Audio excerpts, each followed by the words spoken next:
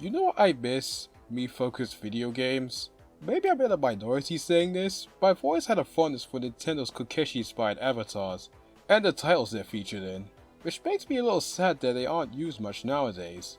People are always on about Miitopia, Tomodachi Life, and AKB48 plus me, but one partially me-focused game I never hear anyone bring up is Dillon's Dead Heat Breakers, the last game in the Dillon trilogy, and a very late release for the 3DS. Developed by Vanpool, who you may know from making those Tingle games. I think this title is a bit of a hidden gem, and doesn't seem to get talked about much. I guess I'll take it upon myself to show everyone what it's all about. So strap in, Musha models, because this is going to be a bumpy ride. When you start the game, you'll be asked to choose a Mii, that will become one of two characters you play as. Let's go with Hank Hill, because why not?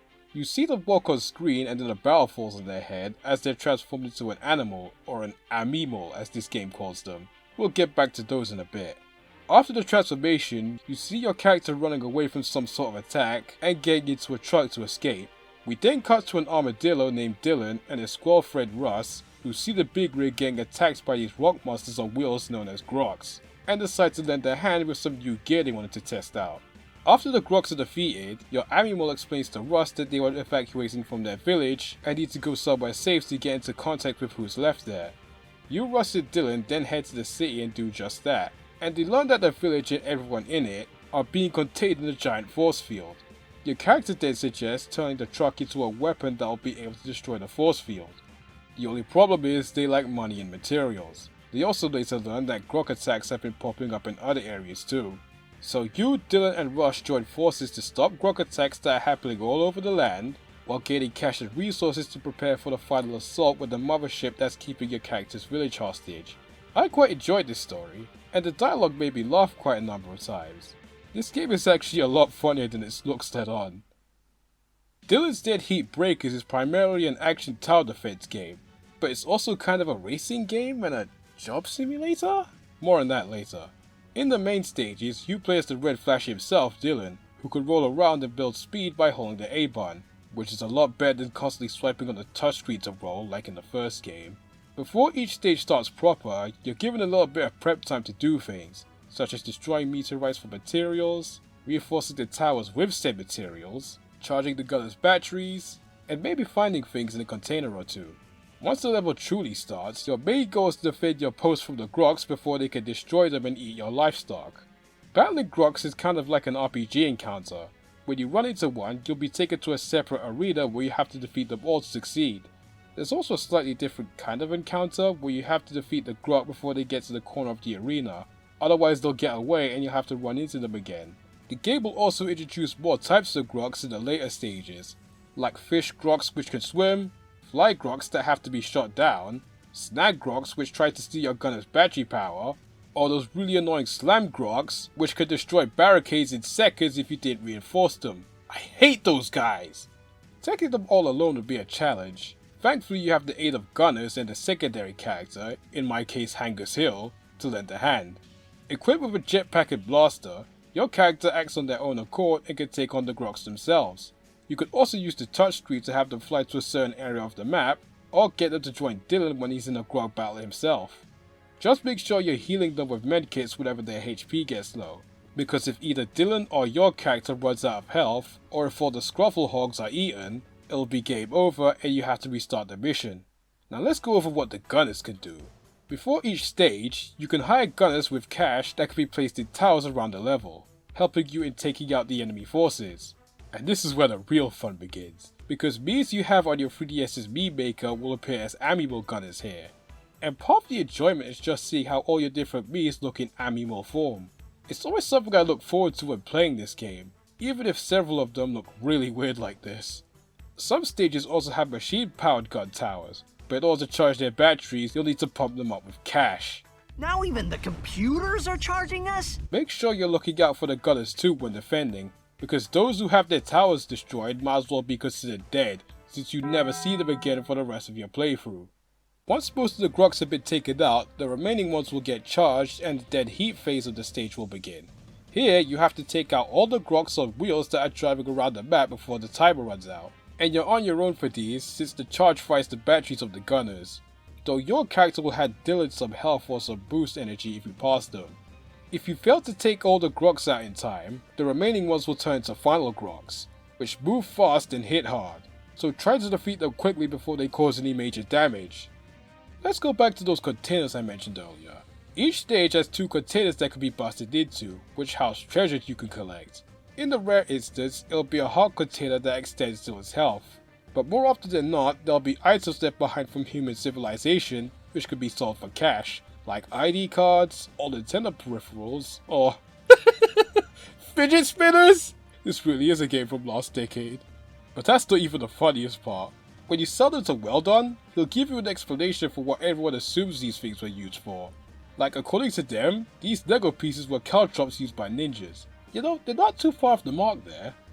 Overall, the main stages are quite fun, even if they do get samey after a while. The game does attempt to shake things up with the different map layouts, Groks that have to be defeated in different ways, and new stage gimmicks, like sand which can slow you down, or roadblocks that can be destroyed with C4 charges. But even with that, every level doesn't feel much different from the rest. I personally wish there were more boss fights to shake things up. Can you believe this game only has one boss battle? And that's the final boss, which is a real shame because it's really fun and I wish the game had more of these. Also, I noticed some performance issues, mostly slowdown when there was a lot of chaos happening on screen, and I don't think this game is new 3DS enhanced, so playing on one of those modes won't help. Unless you activate clock mode through homebrew. But defending villagers from Grok attacks is only one half of Dillon's dead heat breakers, as there are things you could do when you're back in the city. Here you play as your Amiimal character, while Dillon rests up for the next battle. I wished walking around this place was a little faster though. Here you can sell things at Well Done's for cash, or give him materials for parts needed to build a final weapon. There's also a general store where you can buy upgrades for both your character and Dillon. Just keep in mind Dillon's upgrades, like the battle chips, have durability and may break in the middle of a battle, so restock on those whenever you can. The final shop you can visit is the Scrog Farm, but there's not much to do here other than buy food for Scruffle Hogs and feed them. But hey, it does have 2 of my favorite characters in this game, Maria and Luis, who kinda look like NPCs that would teach you a new move in a Mario Luigi game. Before each mission, you have to do an activity to raise some funds, which is either some Oddjobs with your Amiimal character, or a race with Dillon. Let's go over the Oddjobs first. There are 3 kinds. First is waste sorting. All you have to do is collect the items that are shown to you on the conveyor belts, while ignoring the others and trying not to bump into Jolt who's too busy dancing. It's pretty dull and there's really not much to it. Definitely my least favorite of the 3. Next is the Hyper Arcade. This is a shooting game where you have to destroy all the Groks, collect gems on the occasional power up, and try to get a high score. You also have 3 bombs you can use if you're in a tough spot. It's really fun. It also helps in learning the Groks' attack patterns. Though as much as I love shoot 'em ups, this job isn't my favorite. That honor goes to the supermarket. This one is a bit more involved, and lasts the longest compared to the other 2. You have to choose 3 different products from a list to stock on the shelves. Different Amiibals like different foods, so make sure to choose a selection that caters to everyone's tastes.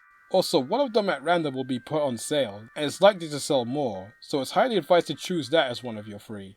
Once everything's been stocked, it's up to you to keep the shelves all nice and tidy. The neater they are, the more likely customers are to buy more stuff. It's also your job to check out all their items at the till, by punching in the prices for each product individually.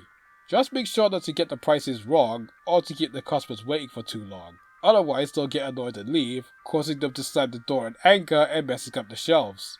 The reason I like this job the most is that it's a lot more relaxing than the other activities in this game, which makes it a nice change of pace. Now, let's talk about those races.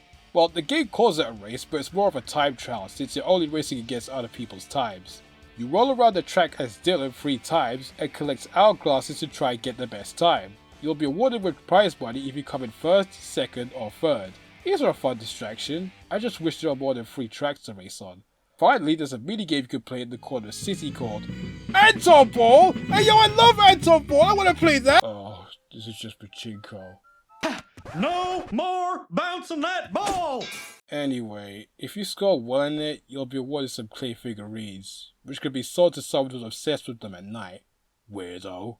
There is one more side activity, but it's exclusive to the Japanese version, and it's just poker against the Gunners. I'm guessing it was removed from the international versions because of Peggy's strict views on games with gambling elements. The same reason why Pokemon games can't have game corners anymore. Though to be honest, you're really not missing out on much. If I want to lose a bunch of money through virtual gambling, I'll stick to Poker Night too. Oh, and one more thing. Inside the garage is a machine you can use to replay missions you've already finished. Beating them again will award you with more cash than you would have got normally, and you'll be given 1 to 5 stars. These stars can be used to unlock concept art and other neat stuff from the gallery menu. Despite the slowdown here and there, this game has great visuals for a 3DS game, especially when you compare them to the graphics of the first 2 games. It's like night and day, Gov! And I really like all the different character and enemy designs. Must take a show for how much I love the Amiimals again. The soundtrack, composed by Kiyoshi Hasemoto, is also great stuff. Very western sounding and catchy tunes all throughout. I also really like the dialogue sounds for all the different characters. They're very Star Fox-like. In closing, Dillon's Dead Heat Breakers is a fun and unique tower defense game, with great action, surprisingly funny dialogue, great visuals for a 3DS title, and a kicking soundtrack. But even though I like the game, I wish I liked it more, as the repetitive gameplay loop and some of the performance issues hold it back from being fantastic. But even with all the game's issues, I'd still give it a big recommendation because it has one of the most creative utilizations of the Miis in any game I've played, and I think that deserves to be noticed. I'd say it's worth checking out for the Amiimals alone. Physical copies of it are pretty cheap too, so jump on that when you can. Unless you live in North America, because for some reason it was only released as an eShop title over there, and that's dead now. Great, just like another 3DS game I really enjoy. I'd certainly love to see a new entry in this series with this game's ideas refined, but that's very unlikely to happen now since Vanpool sadly closed its doors last year. But an angel can dream.